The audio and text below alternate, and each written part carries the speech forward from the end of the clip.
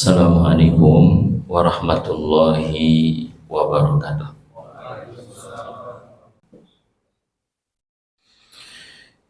Innal hamdalillah nahmaduhu wa nasta'inuhu wa nastaghfiruhu wa na'udzu billahi min syururi anfusina wa min sayyiati a'malina. Man yahdihillahu fala mudhillalah wa man yudlil fala hadiyalah. Asyhadu an la ilaha illallah wahdahu la syarikalah wa asyhadu anna Muhammadan abduhu wa rasuluhu la nabiyya wa la rasula ba'dah. Qad addal amanah wa ballagha risalah wa nasahal ummah wa jahada fi sabilihi haqqa jihadih.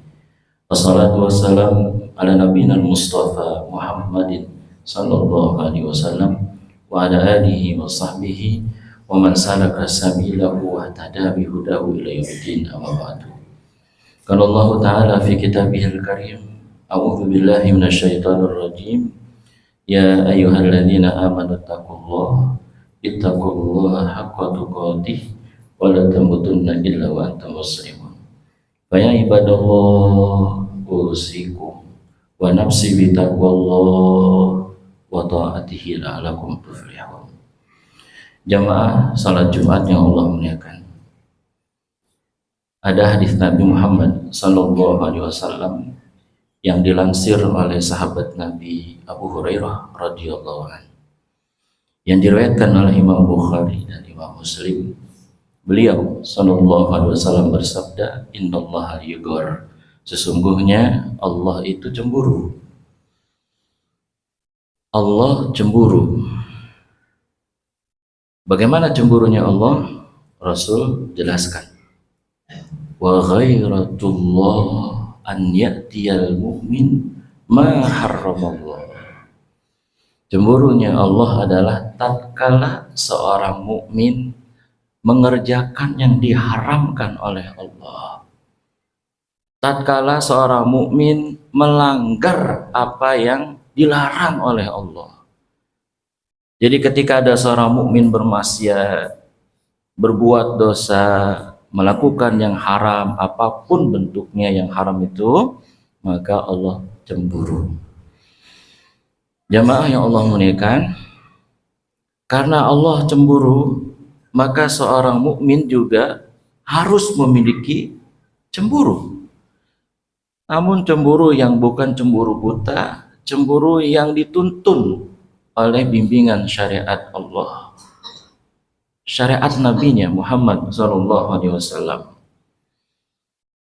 Orang yang tidak memiliki cemburu, maka orang tersebut telah melakukan dosa besar yang sekarang dianggap biasa, yang dianggap remeh. Dosa besar itu bernama dayuth, jamaah. Dayuth ini adalah salah satu dosa besar yang dilakukan oleh laki-laki. Kita semua, apakah sebagai ayah, sebagai kepala keluarga, atau sebagai laki-laki. Jamaah yang Allah muliakan. Jadi lawan daripada cemburu itu adalah dayuth. Dayuth tidak memiliki rasa cemburu. Apa itu dayuth? Para ulama mengungkapkan definisi dayuth. Ada 4. Yang pertama, dayuth maknanya adalah asyakhsul ladzi yuwafiqu ala zina fi ahlihi ma'a ilmihi. Seseorang menyetujui perbuatan zina yang terjadi pada keluarganya. Disebut zina, pengertian pertama ini, jamaah. Kalau dikatakan menyetujui perbuatan zina yang terjadi di keluarganya, berarti di situ ada istrinya, di situ ada anak laki-lakinya, di situ ada anak perempuannya, di situ ada kerabatnya. Kalau kerabatnya tinggal satu rumah, itu disebut dayuth dan disebut zina. Jadi dayuth yang pertama pengertiannya adalah zina. Yang kedua, pengertian dayuth yang diungkap oleh para ulama adalah ar-rajulul ladzi la yubali biman yadkhul ala zaujatihi wa ahlihi.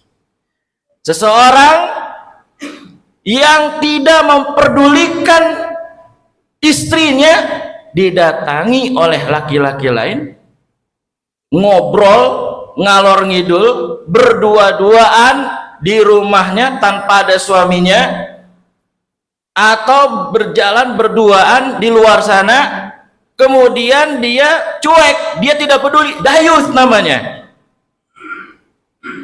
Ingat, bukan hanya istri di situ, ada anak laki-laki, ada anak perempuan. Berarti pengertian dayus yang kedua ini adalah disebut hanya ngobrol berdua-duaan yang bukan mahram. Dan yang kedua ini, tidak sedikit sebagian orang tua, sebagian kepala keluarga terindikasi atau terjangkiti dayus. Sebagian orang tua zaman now merasa bangga kalau anak gadisnya dibawa oleh cowok lain, oleh laki-laki lain, pulang malam. Orang tua macam itu dayus. Pacaran, dibiarkan anak ya pacaran, itu dayus orang tua seperti itu.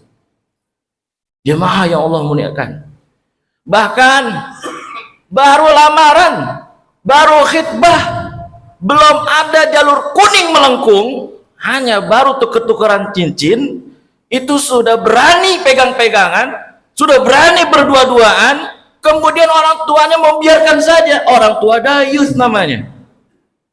Dan itu tidak sedikit terjadi di keluarga-keluarga muslim. Maka khotib sampaikan tadi di awal bahwa dosa besar laki-laki ini dianggap remeh, padahal dia besar dosanya ini, jamaah. Itu pengertian yang kedua.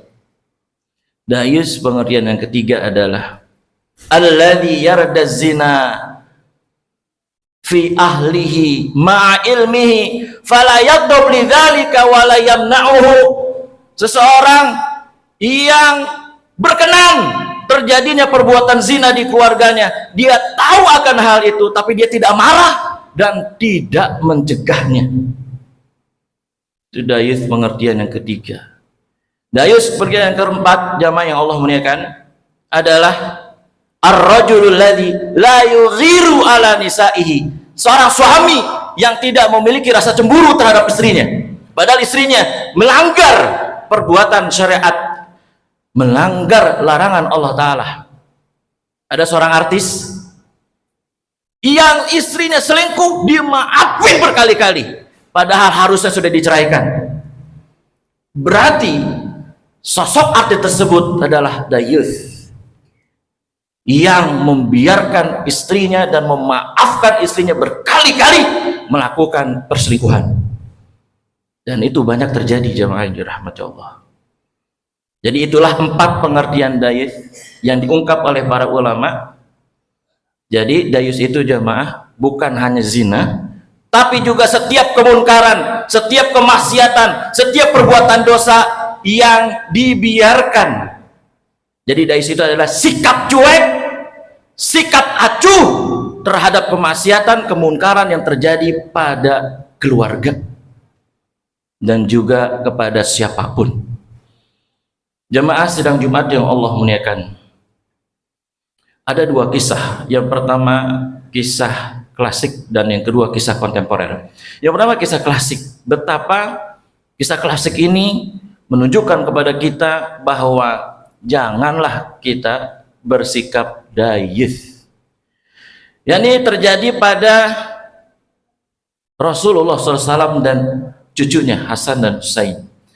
Kala itu Hasan dan Usain bermain ke rumah kakeknya.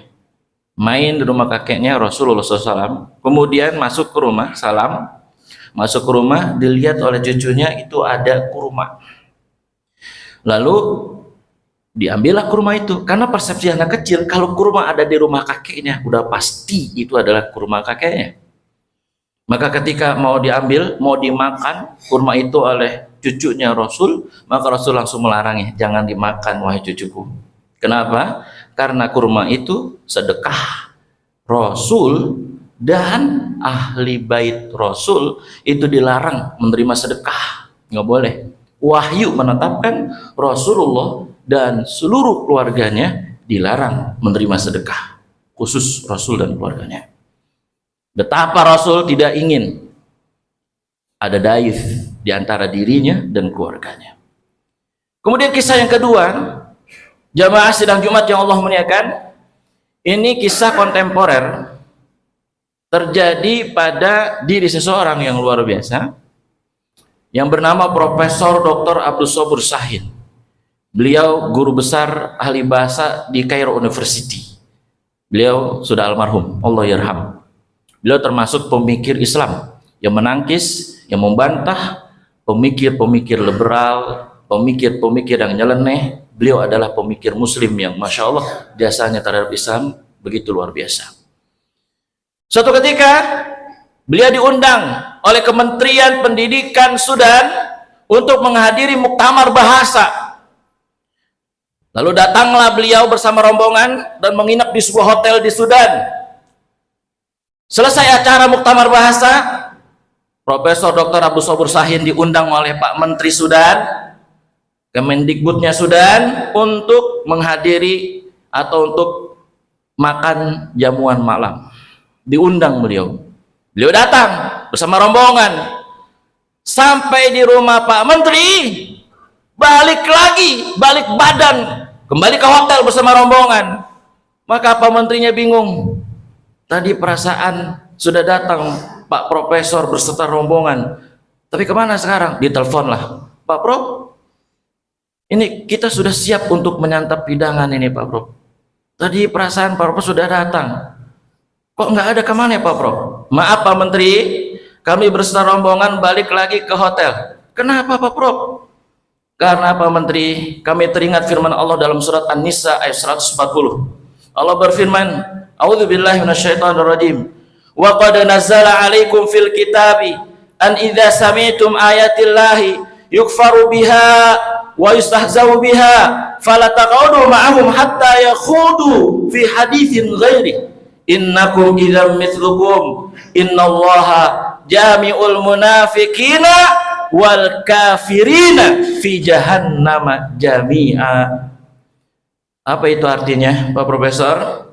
Profesor menjelaskan, artinya adalah sesungguhnya ketika Allah telah menetapkan satu ketetapan di dalam Al-Quran,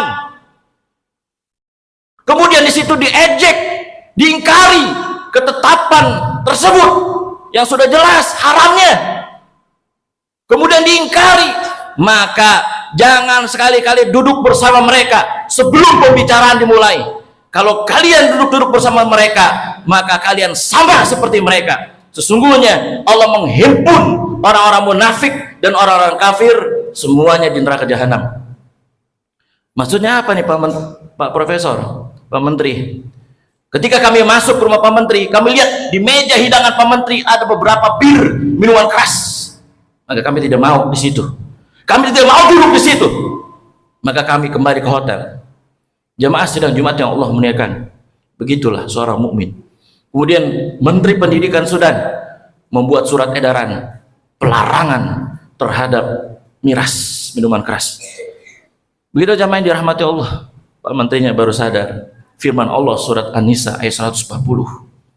Begitulah sikap dari seorang mukmin ketika melihat kemunkaran, ada bir, minuman keras di meja hidangan, tak sudi untuk berdekatan walaupun hanya botol minuman, tidak diminum, tapi tidak sudi. Di situ ada kemaksiatan, ada kemunkaran yang Allah jelas menyatakan bahwa minuman keras haram.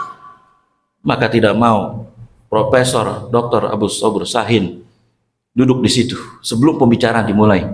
Karena kalau duduk berarti sama dengan mereka, orang-orang munafik dan orang-orang kafir.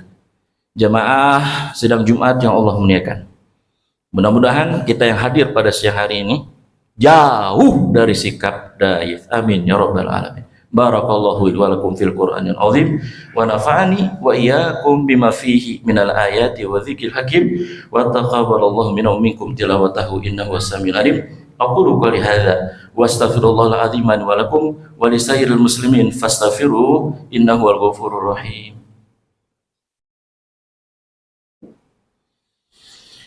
Alhamdulillahilladzi anzala al-kitaba tibyanan likulli syai'in wa hudan wa nuran wa busyra lil muslimin. Asyhadu an la ilaha illallah al-malikul haqqul mubin wa asyhadu anna Muhammadan abduhu wa rasuluhu al-mab'utsu rahmatan lil alamin. Allahumma shalli wa sallim wa barik ala nabiyyina Muhammadin wa ala alihi wa sahbihi ajma'in, amma ba'du. Jemaah salat Jumat yang Allah muliakan, pada khutbah Jumat yang kedua ini, khatib ingin menyampaikan hadis yang disampaikan oleh Ibnu Umar radhiyallahu anhuma dengan redaksional yang berbeda-beda. Ada 3 hadis redaksional yang berbeda-beda. Hadis ini diriwayatkan oleh Imam Ahmad dan An-Nasa'i. Rasulullah sallallahu alaihi wasallam bersabda, "Thalathatun la yanzurullah azza wa jalla ilaihim yaumal qiyamah." Ada 3 orang yang nanti pada hari kiamat Allah tidak mau melihatnya dengan rahmatnya. Allah tidak sudi memandangnya dengan rahmatnya. 3 orang itu, yang pertama adalah al-aquli walidayhi, anak yang durhaka kepada kedua orang tuanya. Yang kedua, wal mar'atul mutarajjilatu, seorang wanita yang menyerupai laki-laki dari tampilannya, dari dandanannya, dari stylenya, dari gayanya, menyerupai laki-laki. Seorang wanita yang menyerupai laki-laki tak dipandang, tak dilihat oleh Allah nanti pada hari kiamat. Dan yang ketiga, sabda Rasul adalah wadayuth, dayuth, orang yang tidak memiliki sikap terhadap kemaksiatan. Belum lama ada selebgram yang jilat es krim tidak lazim. Lalu ada yang berkata, biarin aja, suka-suka dia. Ini dayuth orang. Udah jelas itu kemunkaran, sudah jelas itu kemaksiatan. Menjilat es krim yang tidak lazim. Kita tidak benci dengan orangnya, yang kita benci adalah perbuatannya. Jadi jangan sampai ada dayus di antara kita karena termasuk dosa besar. Kemudian yang kedua, Rasul bersabda, riwayatnya sama dari Ibnu Umar radhiyallahu anhuma, "Salasatun qad harramallahu alaihimul jannah." Rasul jarang dalam sabdanya bilang haram, tapi kali ini Rasul menyatakan sungguh ada 3 golongan yang diharamkan masuk jannah. Yang pertama, mudminul khamri, pecandu khamr, minum minuman keras. Yang kedua, jemaah yang Allah muliakan, al-aqu, anak yang durhaka kepada kedua orang tuanya. Dan yang ketiga, wadayuth, adalah dayuth. Dijabarkan oleh Rasul. Maka dayus ini sifatnya umum jemaah, bukan hanya zina. Rasul menjabarkan apa itu dayus, alladzi yuqirru fi ahlihi al-khubtha. Dayus itu adalah, kata Rasul nih, orang yang membiarkan keluarganya melakukan keburukan, dibiarin, melakukan pelanggaran syariat, dibiarin. Kalau ada di antara suami yang membiarkan istrinya subuhnya kesiangan karena alasan kesian, capek, pergi kerja dari pagi pulang malam, nggak dibangunin, berarti seorang suami itu dayus sampai istrinya kesiangan subuhnya. Begitu juga anak-anak yang sudah akil balik dibiarkan sholat subuhnya kesiangan. Ingat jemaah yang Allah muliakan, yang memberikan sakinah kepada keluarga kita adalah Allah, bukan semata-mata kita. Allah jelaskan, wa ja'ala bainakum mawaddatan wa rahmah. Allah yang menjadikan kalian semua sakinah, mawaddah wa rahmah. Jadi Allah juga yang mencabut sakinah itu dari keluarga. Bila mana suami maksiat, istri maksiat, semua keluarga maksiat, Allah cabut sakinah dari keluarga tersebut. Jamaah sidang Jumat yang Allah muliakan, hadis yang terakhir, Rasulullah SAW bersabda, "Salasatun la yadkhulunal jannah." Ada 3 orang yang tidak masuk jannahnya Allah Ta'ala. Yang pertama, al-aquli walidayh, anak yang durhaka kepada kedua orang tuanya. Dan yang kedua adalah wal mudminu alal khamri, orang-orang yang minum minuman keras. Dan yang ketiga adalah wal mannanu bima ata, orang yang sudah memberi diungkit-ungkit lagi. Orang sudah memberikan kepada orang lain, kepada keluarga, diungkit-ungkit lagi. Saya pernah memberikan ini, saya pernah memberikan itu, diungkit-ungkit lagi. Itu salah satu orang yang tidak masuk jannah. Jemaah yang Allah muliakan, hadis ini jangan juga difahami secara letterlock, harus dari bimbingan para ulama. Maksud daripada tidak masuk surga itu maksudnya adalah bukan selama-lamanya dia kekal di neraka selagi dia tidak melakukan syirik besar. Kata kibarut tabi'in dan para sahabat, para ulama semua mengatakan bahwa mereka ini ada kesempatan masuk jannah. Yang dayus, yang durhaka kepada orang tuanya. Maksudnya bagaimana jamaah yang dirahmati Allah? Tidak masuk surga, tidak dipandang oleh Allah. Maksudnya adalah tetap mereka masuk surga, barangkali masuk surganya belakangan. Yang tidak dayus duluan masuk surganya, yang dayus belakangan. Atau barangkali juga yang dayus masuk neraka dulu, baru setelah direbus dosa-dosanya, dibakar dosa-dosa, baru masuk surga. Hanya syiriklah yang mengekalkan, syirik besar yang mengekalkan orang masuk neraka walaupun dia Islam, batal iman dan Islamnya. Tapi selain daripada itu ada kemungkinan Allah ampuni. Tapi jamaah yang dirahmati Allah, kita tidak ingin mampir dulu neraka tentunya. Kita pengen langsung masuk jannahnya Allah, bahkan kita pengennya tanpa hisab. Mari, kalau kita pengen masuk surga tanpa hisab, kita langsung mau masuk surga. Ayo, hindari dayis. Kita jaga diri kita dan keluarga kita sebagaimana amanah dari Allah. Ya ayyuhalladzina amanu qu anfusakum wa ahlikum nar. Wahai orang-orang beriman, jagalah dirimu dan keluargamu dari api neraka. Semoga kita semua diselamatkan oleh Allah Ta'ala dari sifat dayus. Innallaha wa malaikatahu yusholluna 'alan nabi ya ayyuhalladzina amanu shallu 'alaihi wa sallimu taslima. Allahumma shalli 'ala Muhammad wa 'ala ali Muhammad. Allahumma ighfiril mu'minina wal mu'minat wal muslimina wal muslimat al ahya minhum wal amwat innaka antal ghafurur rahim. Rabbana la tuzigh qulubana ba'da idh hadaitana wa hab lana min ladunka rahmah innaka antal wahhab. Allahumma ja'alil hayata ziyadatan lana fi kulli khair. Ya Allah, jadikanlah kehidupan kami ini kehidupan sebagai penambah pundi-pundi kebaikan, kehidupan sebagai penambah ladang amal kami. Waj'alil mauta rahatan lana min kulli syarr, dan jadikanlah ya Allah kematian kami kematian yang tidak terusik oleh dosa jariah. Allahumma ja'al khaira a'malina khatimaha. Allahumma ahsin aqibatana fil umuri kulliha. Rabbana taqabbal minna innaka antas samiul alim wa tub alaina innaka antat tawwabur rahim. Rabbana atina fid dunya hasanah wa fil akhirati hasanah wa qina adzaban nar. Walhamdulillahi rabbil alamin. Ibadallah, innallaha ya'murukum bil adli wal ihsan wa ita'i dzil qurba wa yanha 'anil fahsya'i wal munkari wal baghi ya'idukum la'allakum tadhakkarun. Fadhkurullaha yadhkurkum was'aluhu min fadlihi dikum wa la dzikrullahi akbar. Aqimish shalah.